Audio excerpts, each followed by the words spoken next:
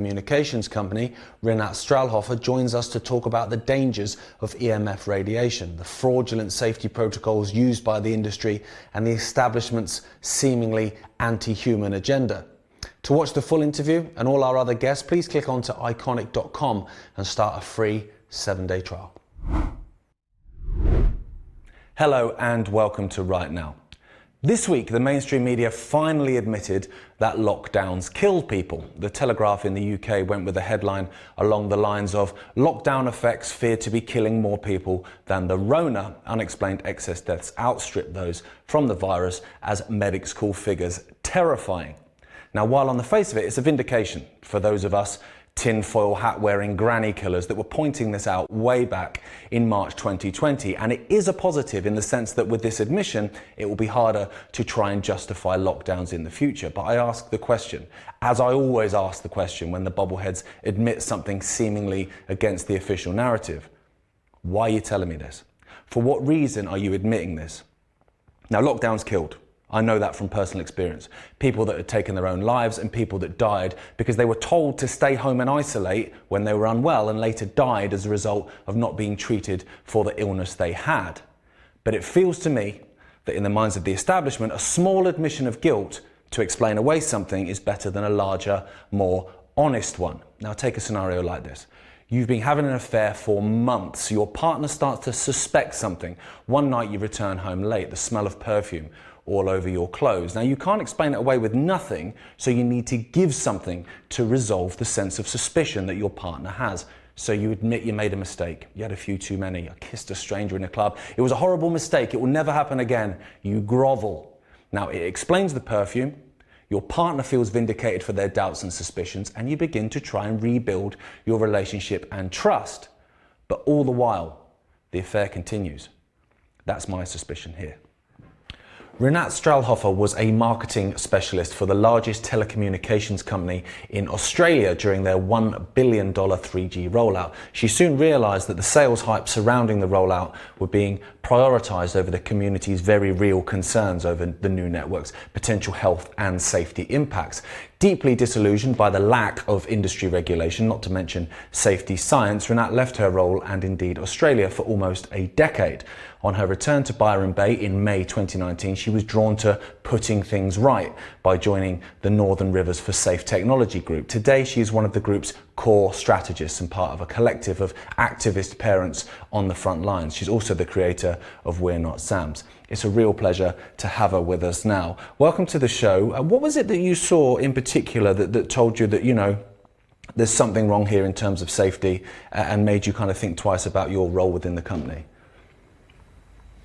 Oh yeah, absolutely. When you start to question safety, you do get stonewalled, especially in the largest telco where I worked, which was Telstra.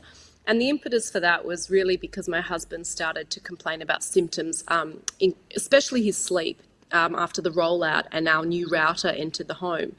And so when I went asking questions, what I uncovered was that mobile phones are being tested on a plastic dummy called Sam.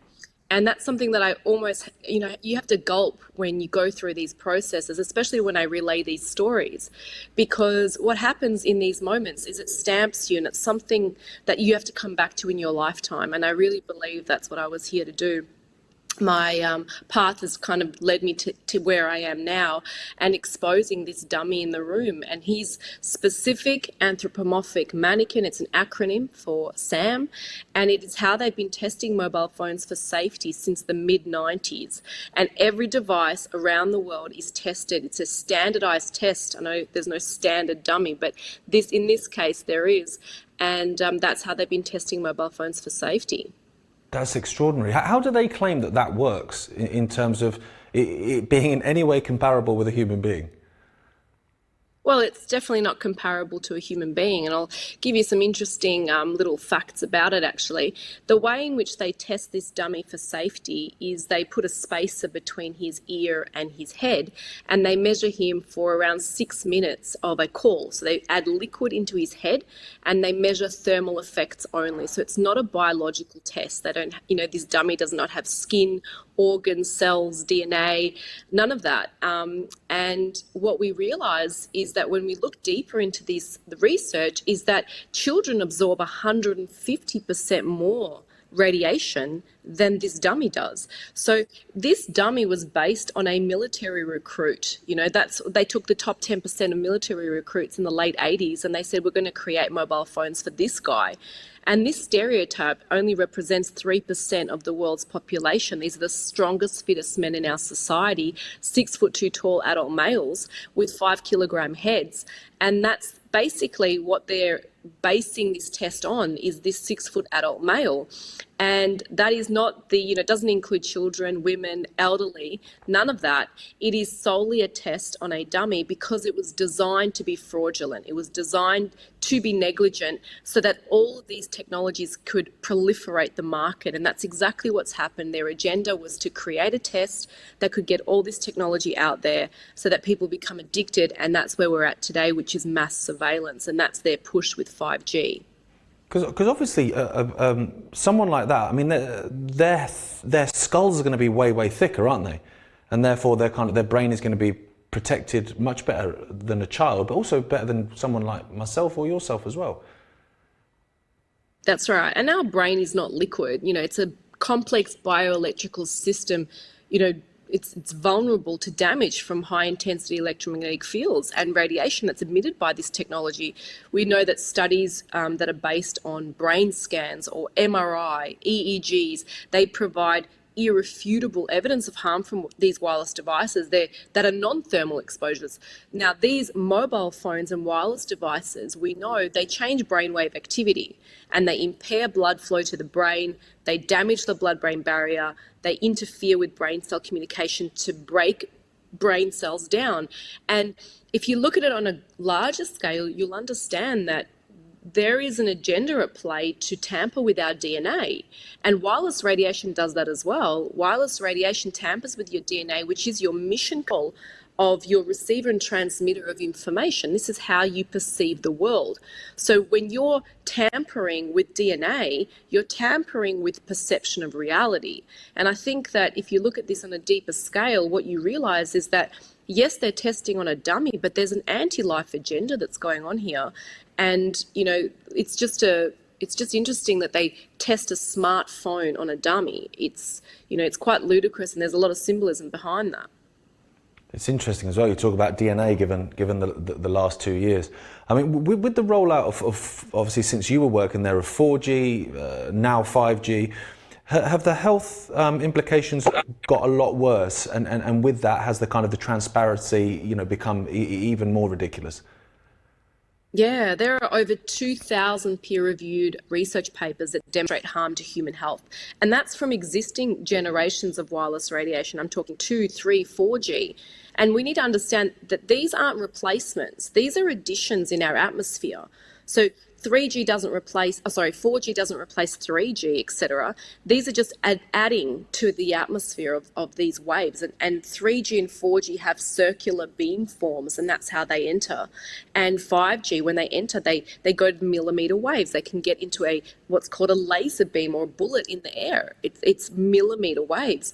And the effects that have been shown just from 2G, 3G and 4G are short-term memory problems, concentration issues, sleep disruption, headaches, dizziness, fatigue, immune dysfunction, skin rashes, oxygen depletion, changes in cardiac function, issues with your fertility, DNA damage, as I've said, and blood-brain barrier damage. And these are just the tip of the iceberg. There was a landmark ruling last year by Children's Health Defence and Environmental Health Trust that should have been on every single major magazine, newspaper and news outlet across the world. It was a landmark ruling as big as asbestos and tobacco that showed that this dummy test is fraudulent and negligent, and that they've got to test differently.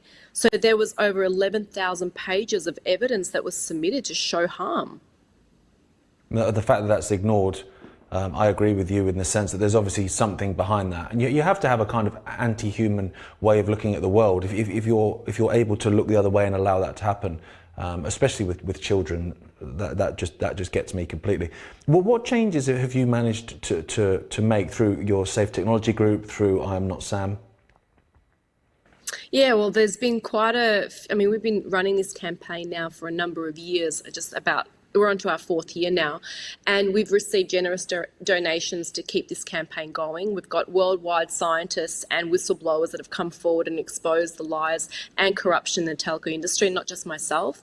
And we've, supported the legal action that was taken by Children's Health Defence and Environmental Health Trust. We've collaborated with safe technology products that are out there. We developed our own show that was, really about interviewing world-renowned experts and freedom-orientated visionaries, and they were asked to join us to talk about what's coming up next, and in a positive way as well. Like, we've got to realise that, in as much as what I'm talking about sounds really terrible and doomish, that this is about the lesson here, and the lesson is to raise our own frequency. And how do we connect to the natural web of life rather than the artificial web of life? And these are the questions that we've got to start asking ourselves, because what's coming is this fourth industrial revolution, where they want to see artificial intelligence and gene editing and advanced robotics, and basically want to see us come out of our bodies and give our bodies away to the cloud. And so if we really want to get serious about what's in store, we have to get in touch with ourselves, get back to the inner work and connect to our communities, to our farmers, because the grid that they're presenting us with, if we comply to that, if we consent to that, and QR codes and vaccine passports and all of that is just the preliminary steps of something that is far more advanced, with things like geofencing, where, if you go to the bathroom and they pick up some specimen in the bathroom, in your smart toilet, you won't even be able to leave your home, because you'll have geofencing that will prevent you from actually leaving your home. This is the extent of obedience and surveillance that they're presenting at places like the World Economic Forum. So we need to start getting really clear about our connection to what is real, and we've got to get clear on humanism again, rather than all this, tech consumerism that we've got going on at the moment. It is extraordinary, actually. You're saying all that, and it's like they want us to look at climate change as this threat to the human family, and actually they're telling you what they're doing in terms of this artificial intelligence, particularly the World Economic Forum, and that is a massive threat to humanity, because once that comes in, we're no longer human. How bad do you see it getting? Because I know people are waking up to it, but China's talking about 6G, 7G now as well. How bad do you see it getting in terms of health consequences for say, the masses, before they start to come on board and say, hang on, something's wrong here? Well, firstly, I mean, I'd say I'm an apocalyptimist. Like, I think there's a lot of dark things that are on the horizon. But I've actually seen the goodwill of humanity over the last few years, and I've seen people get clearer on their values and, and support their, local farmers and see through the narratives. I mean, there's been so many narratives that have been conveniently placed during this pandemic, and so many more people are questioning those narratives, and I think that's a good thing. But the reason I'm concerned is because, and I talked about the inner work, is that it's really easy to point the finger at corruption in governments and World Economic Forum, the Klaus Schwabs of the world. It's easy to point the fingers at these people and these corrupt beings, but it is simply a reflection of our disconnection. So, in other words, what I'm trying to say is, like, I was quite critical, and I was very angry when I uncovered about, the Sam dummy. I couldn't believe that my colleagues, who I adored and who I'd worked with for a number of years, could choose to look the other way. And what it comes back to for me today is that we've got to make better choices about our own judgments. And I looked at people that were masking their children, and I had that feeling of inner judgment. And I look at people that give their devices to kids as babysitters, and I feel that inner judgment come through me. And so what I'm realizing is it's just a reflection in the outer world of what's really happening for me in my inner world. And my inner world is, am I masking up? Am I disconnected? These are all reflections of things that I think nature is presenting to us to be able to resolve. And so we get the choice to build alternative pathways. And we have so many visionaries, dream makers, rebels, truth seekers out there today, I think more than ever. And we've got the opportunity now to build the world that we want to live in, or we can bang on about the world and their plans, or we create our own. And I'm very big on creating the way forward. But I'm not bypassing what I'm seeing. So I think there needs to be a good balance of having that awareness of what's going on, but moving in the direction of change and moving in the direction of creative potential, because there is tension right now. It's necessary tension. All life force is based on necessary tension. And I think that if we are to move through this, then we've got to get into radical responsibility. And that's something that I advocate as part of the We Are Not Sam campaign. I say the power is in your hands. And the first step we say to send a message to these big telcos and big tech, and also to ourselves, is to boycott 5G phones. That actually disables the network connection. It's that simple. You don't buy the phone, you don't enable the connection to the network. So that is something that people need to understand.